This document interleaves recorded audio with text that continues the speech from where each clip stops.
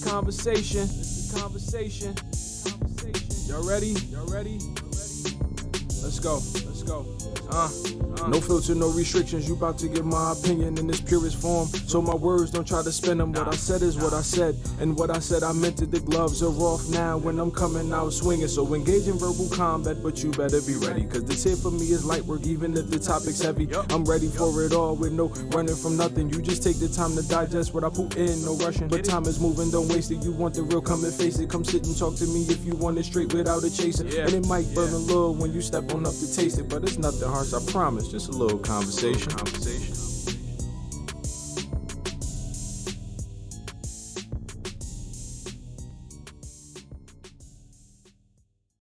Hello, everybody. It's been a long time, but welcome back to the conversation with Dave and Harold. I'm Keone, and of course, we have the big time Professor Dave back here with us. Dave, you've had We a have lot Dave. going on. Dave, not so much Harold. Not too much Harold.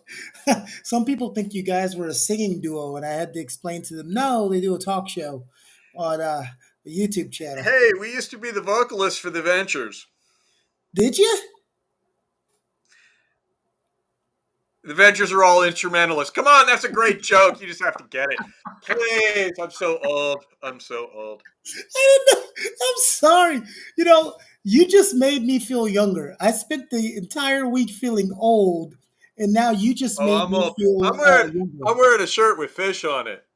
Of course, they sold me this on Amazon because they had a very handsome young black man wearing modeling it, uh-huh. and looked like the lead singer for the Fine Young Cannibals. And my Uh-huh. old woke ass self am like, oh, if a young black man can wear it, then it's cool for me. Even though that's exactly what they were doing. They were living rent free in my head because they're like, yeah, we're gonna fool these old white guys into thinking they're cool. That's because no young black guys wear that shirt. No, I'm guessing not. especially Although I from wouldn't know. I don't know. especially from if they're from Maine. So, all jokes aside, we have it. The last time we talked, we you weren't on the last episode with Harold. We had the guest Larry, who you've experienced, come back on, and Harold and Larry, who are Florida residents, they talked about the turmoil in Florida political landscape. So that's what they discussed. So that was an interesting episode. You had two people with two totally different thought processes talking about what's going on in the politics of Florida. I don't think you are sad that you skipped out of that one. No, although that's what's exciting on the internet is to disagree, but finding common ground, talking about Mhm, things that objective fact. I mean, mhm. yeah, we're not that doesn't sell. That's boring. All right. But today, so it's been a while. We're going to get a Ukraine update because, of course, Dave is my Ukraine specialist. You can make sure he'll tell you his YouTube channel and TikTok where he does a lot more Ukraine updates, and it's a lot more update. I don't know what he's done recently because he's been Not. super, super busy. I've been in Maine. I've been on hiatus for the summer. You know, well, let's get into Ukraine. Where are we in Ukraine? And honestly, I think we could sum up the summer, right? I went to Maine around just after Memorial Day, and we were all waiting for the counteroffensive to begin. That was the thing, and I kept going, "Oh man, it's going to happen while I'm on the road, and I'm going to miss it." And it didn't. It got going though in the beginning of June, supposedly, and um, the thing was that we did not see a lot, right? So it's been a summer of Ukraine has been after this much hyped and vaunted counteroffensive, or much anticipated, I should say. I don't know how much. I don't know if I'd say it was hyped, except by idiots like me. Yeah, talking heads don't count, right? But we've been watching this, right? And we haven't been watching anything. And I've posted just a couple times on the subject because what I said, it was like it was a talking head. Say something once, why say it again? And so what we've been seeing is the Ukrainians have been banging their head against the Russian fortifications, and the Russians initially, and to this day, but we have to say they haven't collapsed. But what we saw was the Ukrainians attacking, probing actually against Russian positions, and whenever they made an attack in battalion strength or more, the Russians were able to defend it. And the standard story is the Ukrainians move up to a line to front forward positions in the Russian lines. And the Russian lines now are in depth, and they have a lot of obstacles, they have a lot of landmines, and they planned this out because they had plenty of time to work on it, right? They had all winter to get ready for this. And so the Ukrainians would attack the forward positions. They would push those elements out, and the Russians would fall back, bringing the Ukrainians down and deeper. And then the Russians had other forces that would counterattack. And it's a classic doctrinal, there's a doctrine for this, call it textbook. That's, doctrine is military for textbook, defense in depth. And the 58th Combined Arms Army was the ones that were there. And to a lot of people's surprise, they were competent, right? They were able to defend their positions in a manner that, was doctrinally sound in the way you expect people to do, which this is surprising because we haven't seen the Russians do a lot with any real competence, especially in terms of doing things in the way their doctrine says they are supposed to. So the Ukrainians have been banging their heads on this, although now the Ukrainians haven't been banging their heads on the door. They're smarter than that. They know, hey, look, we got 9 brigades of troops that have been trained and outfitted. And so we're not throwing them in, right? We're not just dumping them in.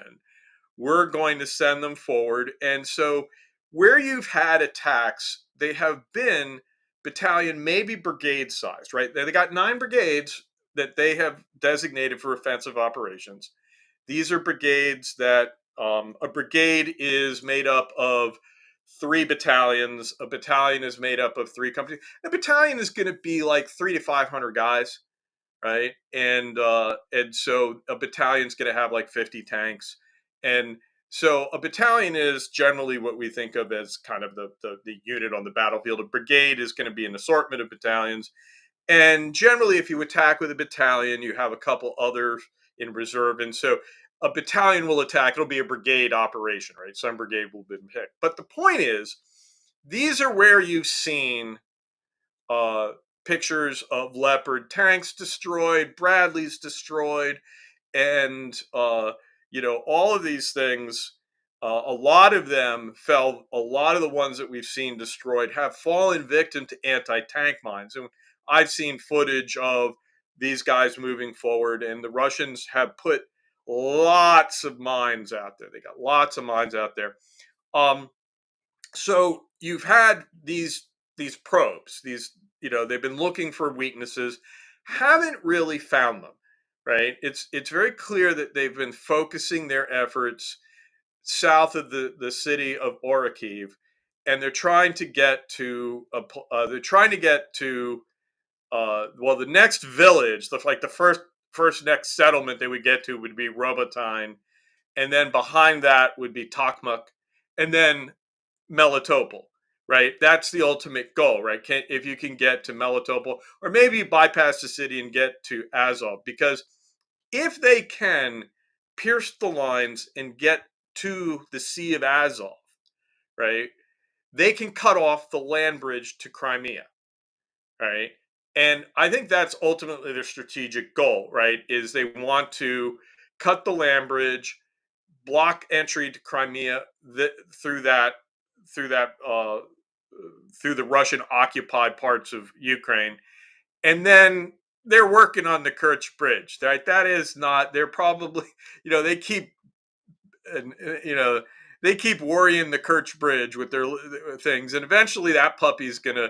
Well, it's never been a great supply route, and so they're able to marginalize it, and they're really threatening the Russian position in Crimea. Now, Okay, they haven't got to Robotine, right? In that story, that's the grand story. That's what we'd all like to see if you're rooting for Ukraine.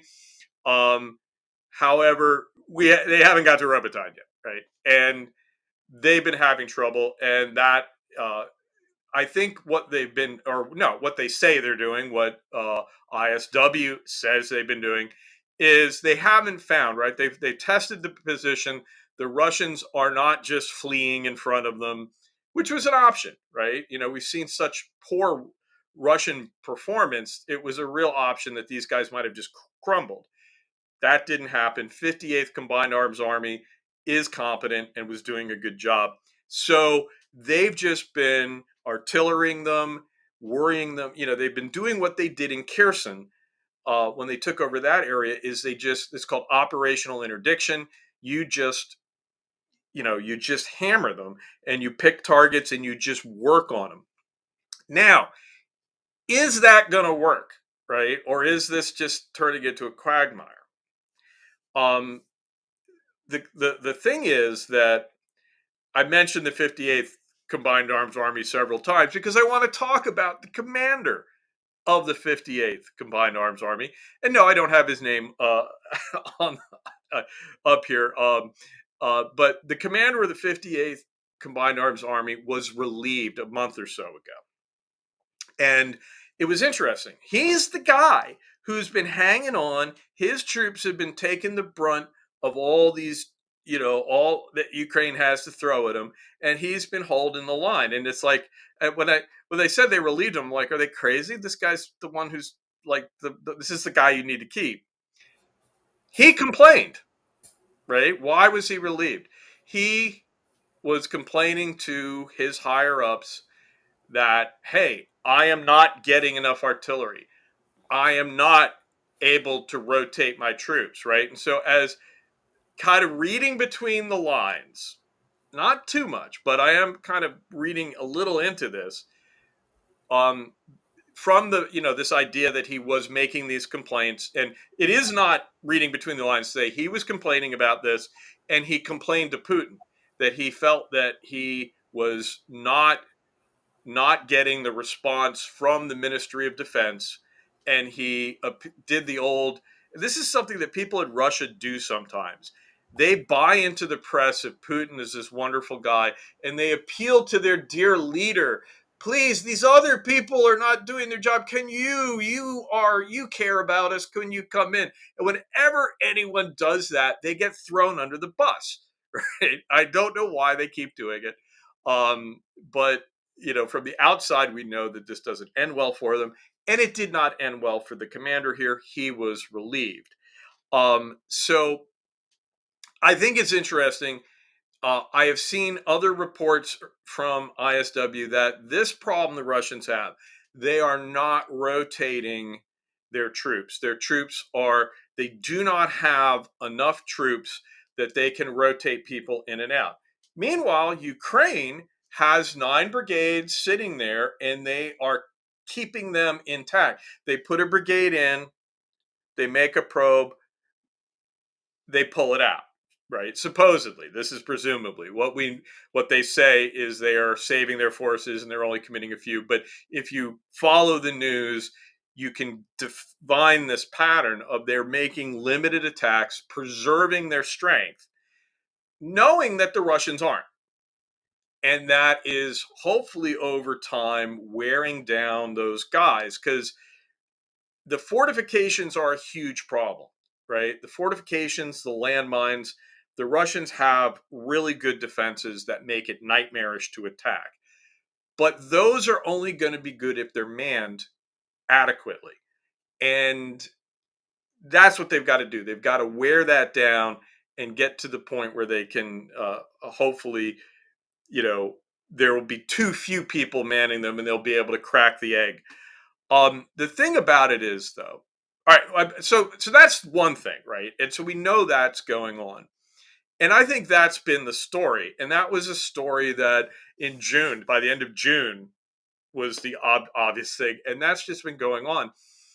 And so it's this thing of like, when are they going to go? When are they going to go? And if you recall, when they were doing the same sort of thing in Kherson, right? They weren't attacking. They weren't making these big pushes on the city. They were just worrying the bridge out of the place. They were attacking positions, and it just took a while, right? And so this is where the counteroffensive has kind of not been a big maneuver warfare thing. It's been an attritional event. And that's where we are. And we're waiting to see if they're going to be able to wear these guys down enough. Right. So does that make sense? I've been talking a lot just out here. Well, I always wait when you're talking about Ukraine. I always wait till you take a deep breath to ask you a question. I know one thing that I've been amazed at, and I shouldn't say amazed because when humans are put in certain positions, Uh-huh. you're able to do things you never thought you could do. Being a 20-year military veteran, I know how it is to train on equipment and how long it took me to train a squad or a platoon of people on just one piece of equipment and to get them Hmm. proficient. And the amount of equipment that the Ukrainian soldiers have had thrown upon them, and they've had to get it and use it proficiently, not just use it. That's a big difference in using it and using it effectively, right? Right. And the amount of time that it's taken them to receive, train, and implement effectively has been amazing. And and we assume they're implementing it effectively, and Uh, I think they're still on the learning curve. This yeah, whole rotational thing is probably in the long run is really helping them. It's basically on the job training, right? It's a actual live fire exercise, and it reminds me of in World War II when you had a squadron that you were going to send out to an aircraft carrier. You stood the squadron up in the United States. You trained it. You brought in a third of the squadron was veterans that you brought in. So you didn't have all green, right? And yeah. they took the lead and they were training. And they would then train up, do their school training, and then they would go out and they would, I think generally they would be sent to Pearl Harbor to get onto a ship. And sometimes they would be sent out in escort carriers, or other times there would be a ship that was there, a carrier that was refitting. And what they would do is they would bring these guys out, and along the way to join the fast carriers, they would attack places along the way. They would just on the way out, they would just divert to whatever island we had bypassed in our island hopping. And because this pattern is established in 1944, later in the war. And so wherever we had bypassed a bunch of Japanese, I mean, there were a lot of places that we'd never invaded that had Japanese on them, um, they would just you know bomb the crap out of them. And that was, if you've ever seen the picture of George Bush getting picked up by a submarine, he was a pilot. He was shot down, and where he was shot down was in one of these raids. And their whole thing was, no, we need to blood these guys. We need to send them out. I mean, this is a valid thing to do to hit these islands, but they need to do this. They need to actually get shot at. And so by the time these guys joined the fleet, they had, even the greenest guy there had done several combat missions and they had taken losses. I mean, George Bush had a lot of planes shot out from under him. And one It's of them almost at like, least was in that situation. military, we call it live fire training, but they're actually getting the live fire Right. training. They're getting And- actual like people yeah. shooting at Mhm. you. And so there was, and they understood that this is what you had to do, that you needed to have these guys fully trained. And so I have thought of that as the summer's going on, that these probes are these guys learning, getting better, hardening. Um, they're waiting for the gap. Now, the problem is the gap may never come. It is possible that war, a lot of wars devolve into stalemates where one side just can't get up, enough over the other. And we should say that it is remarkable that we're in this position that we're talking about Ukraine not being able to conduct successive offensive operations against Russia, which is a much more larger nation, and but the Russians continue to not be really good at this. Good enough though to defend fortified positions behind minefields and that sort of thing. And so meanwhile, that's playing on. That's playing out, and that's continuing on. Meanwhile, I think this summer has been, and in fact, most of the news, whenever you would look, like you go to ISW, and I want to find out what the Ukrainians are doing. It's all about the shenanigans, right? Just nothing but shenanigans in Russia, from Prigozhin to the internal politics of military defense, and then a freaking mutiny, right, in Russia. And you're kind of like, what's going on here, right? And so the story, and again, I don't have a real good read on this. What happened to Wagner Group, right? I mean, I don't know, right? No one really. They stage this sort of mutiny, take over a city in uh,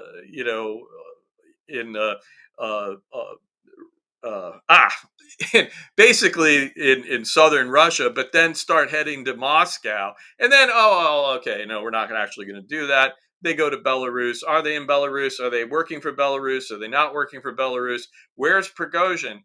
And this story is very convoluted, right? We just don't know what the heck is going on with these guys.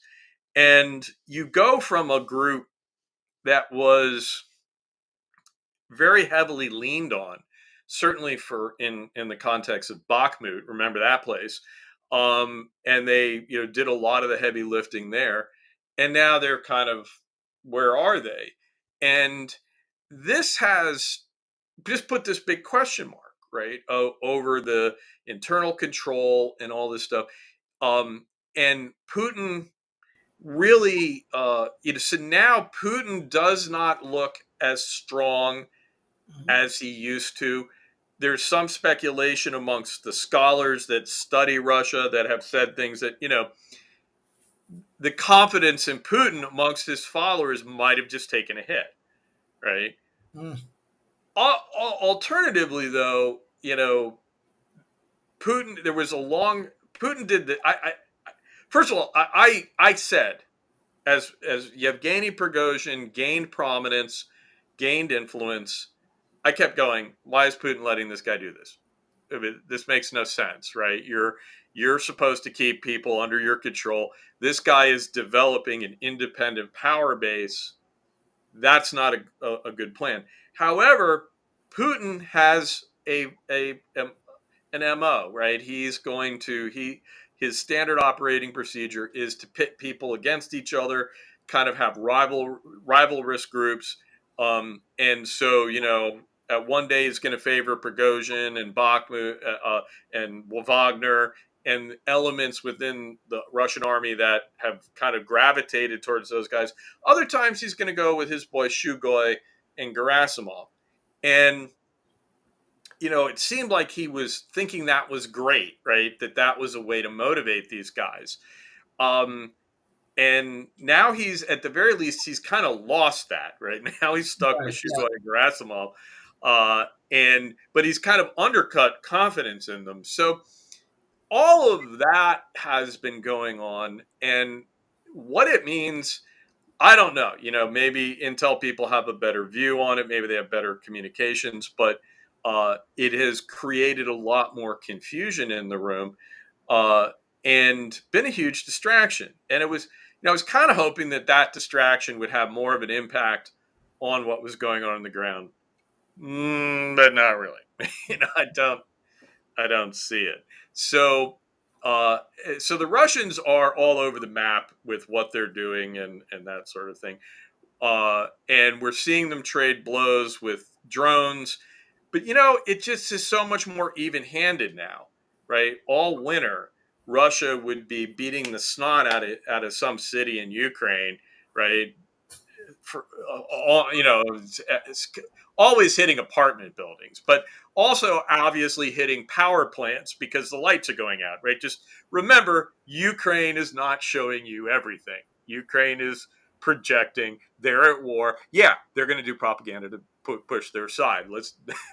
It's easy to forget that Let's sometimes. not be. Yeah, let's not. They're not Forget showing that. you the power plants that are blown up because they're not going to do. They've learned. The Russians are really stupid about filming stuff, right? They'll film like, oh, here we are at our barracks, and the Ukrainians go, you do know that you're in our country, and we know where that is, and boom, and then they film the aftermath, like, oh, they missed, and so the Ukrainians do it again. Ukrainians will not share that stuff. But I digress.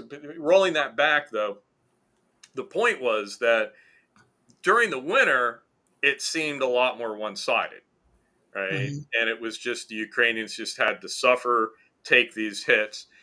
Now now the Ukrainians are popping drones out towards them. Russian attacks seem much more effete. They are certainly not hitting Kyiv. Turns out Patriots are very accurate, and Russian hypersonic missiles are wildly overhyped. And it turns out that Patriots will very reliably shoot down these things. Yes. Uh, so Yes. the problem is that Ukraine only has enough Patriots to basically cover Kyiv. So Odessa will get hit. Other places will get hit. Mhm. But it seems a lot more evenly matched, right? What do you contribute the biggest reason why this isn't over? Because of course, when this happened, I can't remember your mindset when we did the first episode on this, but the mindset of most people was, oh my God, this is going to be swift and over. Well, you thought that with the Russians, right? You Yeah. thought that the Russians were competent, and again, wildly overhyped. Hmm. And they just simply, it seemed impossible that they would not be able. Because remember, they did get to the borders of Kiev, right? And they just, Ukrainians just fought them to a standstill. And so then we started finding out just how bad the Russians were. And um, so uh, since that point, though, What do you mean yeah, bad? You're not supposed to line all of your tanks up in a single file line and and roll them down a street. You're not supposed to do that.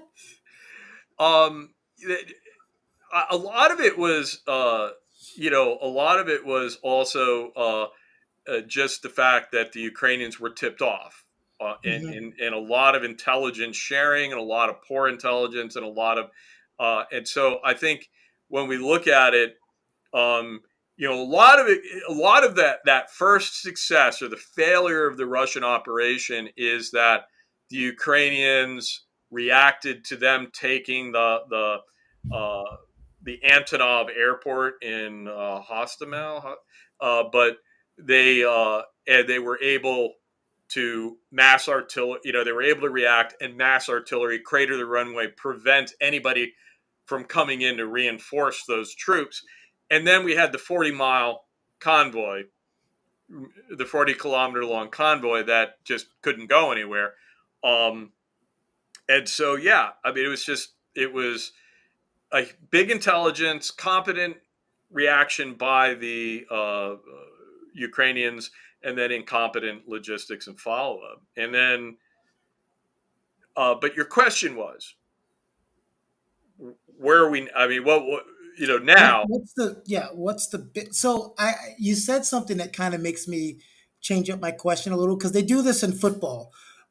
Did Miami lose this or did New York win it? So is this still going on? Is it more of Ukraine's success or Russia's failures? If we had to do that game. I don't know, because just if you go back to that one battle, there are a Mhm. lot of things the Ukrainians did right. Right? They responded there, Mhm. and they have their artillery just hammer at the right time at the right place. And so, the Ukrainians have done a lot right. The Russians have done a lot wrong. And I think it basically this has been a team effort. between the enemies. That the fact that they haven't been able to do better, Russia hasn't been able to do better, has been a team effort. Would be my thing. Is that they've both been contributing, Russian incompetence and Ukrainian resourcefulness and determination, and you've seen a lot of that, and not to mention, lots of support coming into Ukraine. Well, Uh, it also doesn't help at wartime when all of your leaders aren't on the same page. That's never going to be a pill for success. no, and you did not have. I mean, the planning for this was horrible, right? From what I've heard, Putin did not involve a lot of people in the planning, and people were not read into it. And it was, in a lot of ways, it kind of reminds me of the U.S. planning of the invasion of Grenada, Mhm. where because there was such, for political, well, there was such control. So few people were brought into what they were doing that they did not do a lot of necessary coordination and planning, Mhm. at least based off of, and I'm going here off of Norman Schwarzkopf's memoirs, because he was the deputy commander for that operation. Mhm. And, he talked about it and he said, we were really horrible. We really had no clue. We did not have our ducks in a row. And he was very critical of that operation. Um, and even though, I mean, it's Grenada, we're going to win, right? I mean, there's no way you're not going to beat Grenada, the U.S. But that level of incompetence at the staff level, I think that's about where the Russians were, and they're trying to do something that's much more, hey, we're actually difficult. And although, we kind of treated it like it was Grenada, like, oh, it's Mhm. Russia, of course they're going to Yeah. take Kyiv in Mhm. 48 hours, and um, Here we are a year later.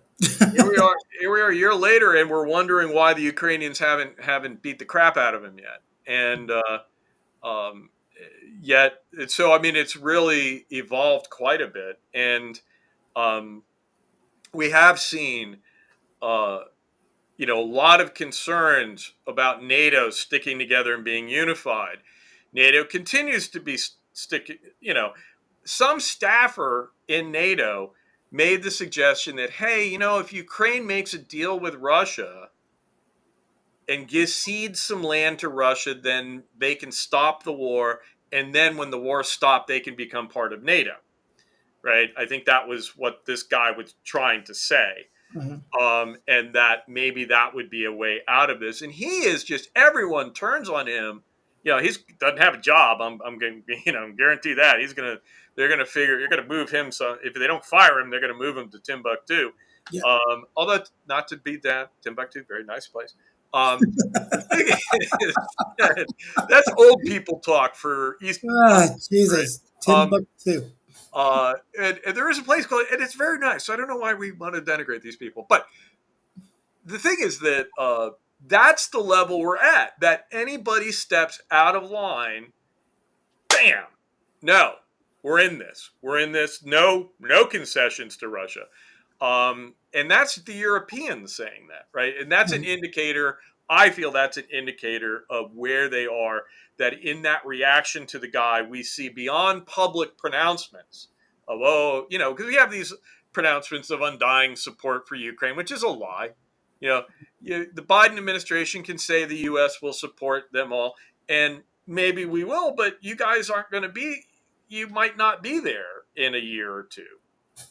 I hope you are. I And mean, that brings up the question of August 2024. Are we still having Ukraine updates? 2024 Yeah. August. Yeah. Oh yeah. No. And There's. I think there is no reason that Putin's going to. I mean, you're in a situation. Ukrainians are not going to lose, right? The Russians cannot push through to Ukraine now, right? I mean, all that stuff we gave them. would be very powerful in defense. It may not crack through their fortified lines, but those lines, they're not coming out from that, right? They're not going to come out and do an end run. Suddenly the Russians aren't going to be able to take over the country. So the status quo is probably the min now, right? The Russians might be able to hold where they are, and we end up with kind of a Korea ending where we can't, neither side can get a movement, and we Mhm.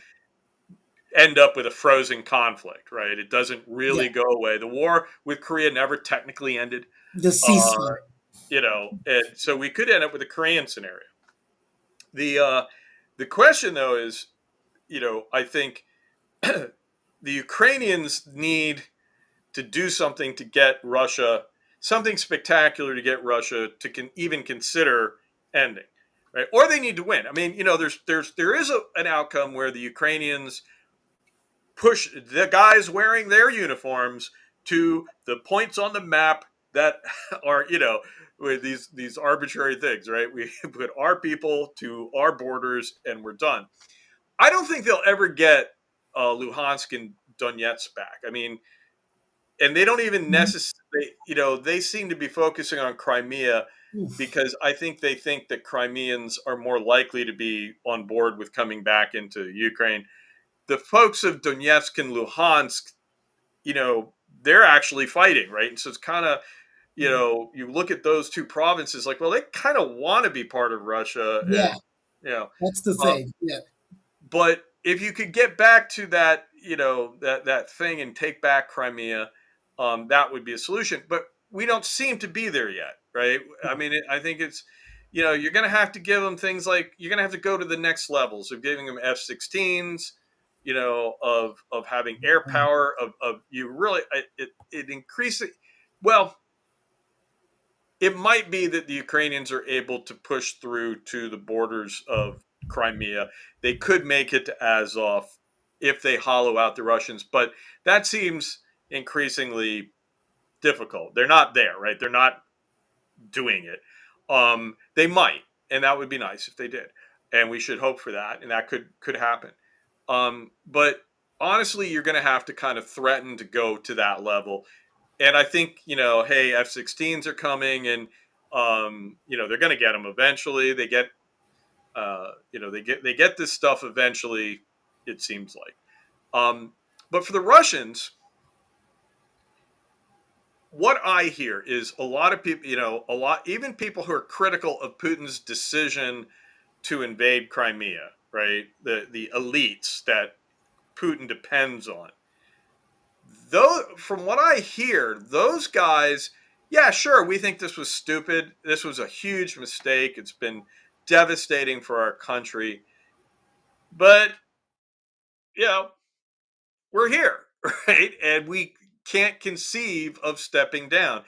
Um, there is an idea that in the Russian political culture, the idea of being defeated is really bad, and so there is a lot of support for toughing this out, and so I don't know that Putin is ever under any internal pressure to stop this thing. He might be under pressure to limit the losses to, and he might, things he might want to do to win the war. They might say, well, don't do that. And, um, especially if they're expensive, right?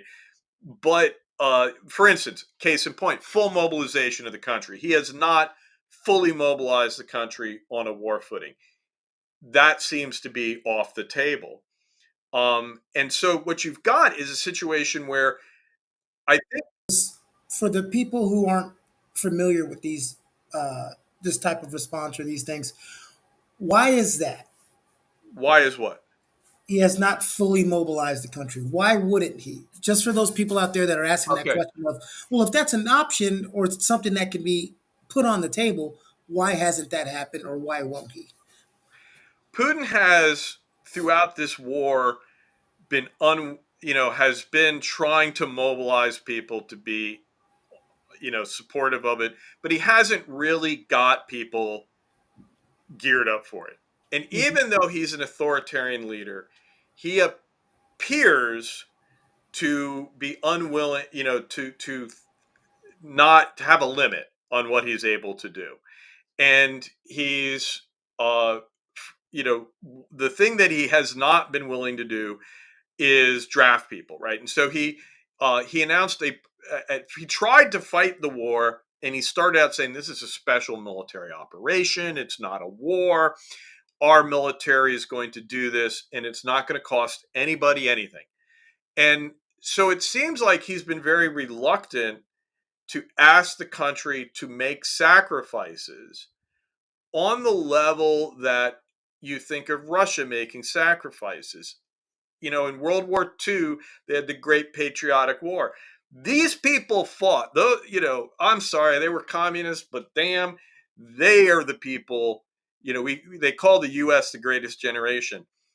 The Russians, man, they brought it. They left nothing in the locker room. And in their country, this is, they've been the greatest generation. They were talking that up. When you got married in the Soviet Union, and I understand the tradition continues, whereas we have the bride throw the bouquet to the bridesmaids in Russia, this and this prior to the Soviet Union, they would take the bouquet to the war memorial. And so it was embedded in their culture that even in the wedding, they would bring the bride's bouquet and lay it down in honor of the people that lost their lives in the Great Patriotic War. Right. And so my point, that little factoid there, is that in their culture, it's ingrained that no, this is a huge deal and this is a big thing we did. And this is, they're not doing it. Putin's like, no, okay, we don't have to do that. Okay, so we're not laying wreaths at this stuff, right? That was at the get go. Later on, we need a partial mobilization, and so they said what we're doing is we're mobilizing reserves, which is understood to be not quite the same thing as drafting people, even though their mobilization was, did not follow the rules they set out. And what's very interesting is the Russians claim they mobilized 300,000 people for the war. A lot of research suggests it was more like 500,000, right? Big difference. And what's puzzling to a lot of folks is, usually when you go to war, you say you got 1,000,000 guys when maybe you don't, right? You try to overstate what you're doing. He's understating. He's constantly understating the cost of the war. So the point there is that at some level, Putin has a concern about the war. He has done the calculations and is not willing to put people into it. The fact that, and those calculations haven't changed. They talk about, they draft people. They have a draft. They conscript people to go in the army. And he has said that, well, hey, those conscripts, they won't go to Ukraine. Right? He's constantly been saying things, even though that's nonsense. He keeps trying to put that. No, the conscription that, we'll have them in the army. And I'm like, how are they not going to? This is one thing you're doing is fighting a war. The Prigozhin mutiny, and this is something people have said no one came out to defend Putin. And you look at the Russian population, and I've seen it. It's kind of tongue in cheek described as the population saw Prigozhin going for Putin, and they made popcorn. I mean, that was the way that it's been taken. That look, they were okay with this. They were just waiting to see what happened. So Putin is sensing that he's got a limit, even though he's very firmly in control and in power. I think he knows that he can hollow out the country. So you're gonna, he's got that limit on him, and so he's going to try to keep the war going. He can't lose, but he can't do what he needs to do to win.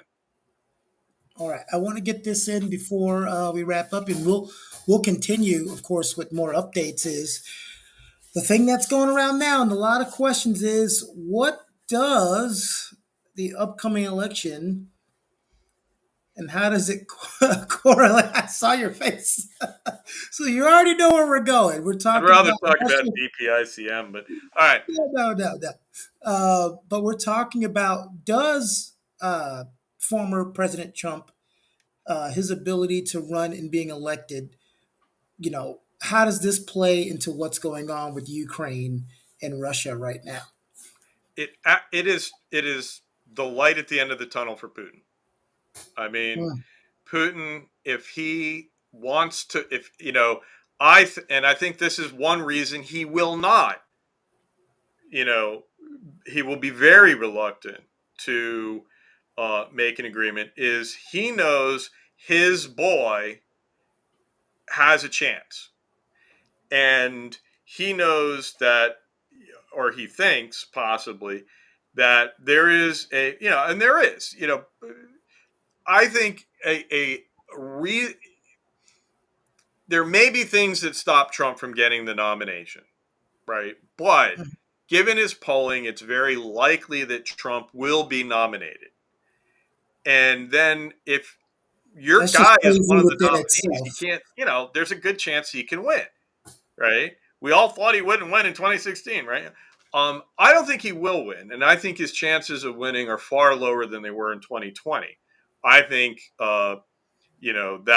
that's a disaster. Um, whether Even if he doesn't win, though, will Republicans migrate more away from supporting Ukraine? Um, you know, it's possible. But from Putin's point of view, the thing that could end this war in his favor is Ukraine losing support. Trump being elected would would be a major step in that direction. I don't think, that then we get into the question of, well, will the Europeans just support Ukraine? And I think they could support Ukraine to the level that Ukraine would not lose. Could they support Ukraine to the level that it can win? Maybe not, without the U.S. Um, but that is, as long as that is a possibility, there's a real rationale for Putin to hang on, and it could get better. And as long as he's got that, he can, and right now there's no, I couldn't argue. I could, if I was Putin's advisor, I couldn't tell him, oh, you need to go, you need to sue for peace. I'd be like, well, no, let's hang on and see what happens. I mean, that would be my objective if I was in that position. And thank God I'm not. I don't like working for despots, but the point is that would be a very reasonable thing to do. So uh, that's why Ukraine making major steps that might bring an intolerable situation before Trump could be elected and the U.S. could, pull its support or greatly reduce it, would be, the only thing that would work. And it doesn't look likely to happen. Sorry, transition. Awkward silence there. Um, well, Dave, thank you for that. Is I want to. We're gonna dive more into that as uh, the the election year gets closer and closer, primaries and all that. We'll dive more into implications with Ukraine, and we'll also give you more Ukraine updates because I've been asked, where are the Ukraine updates? That's why I reached out to you. Also, next week, if you guys join us, we will have a live at either 12 p.m. or 1 p.m. Eastern. I'll post it by the end of the week. Harold will be back, also professor of African American Studies in Texas will be here as well because we're going to talk about Montgomery, Alabama, not in the comical sense, but we're going to break down some other things about it. And of course, I'm silly, so I'll throw in a couple of jokes here and there. And then, of course, Dave is, I always call him the Dave Chappelle of North Carolina. I'm sorry. I'm going to say it again, but I'm going to put it in now. That one guy who swam, the dude, that is my hero. There is nothing more American than seeing a fight at a distance, crossing the body of water to join it, and then hammering people when you get there. That's America, baby. I'm sorry, I can't help.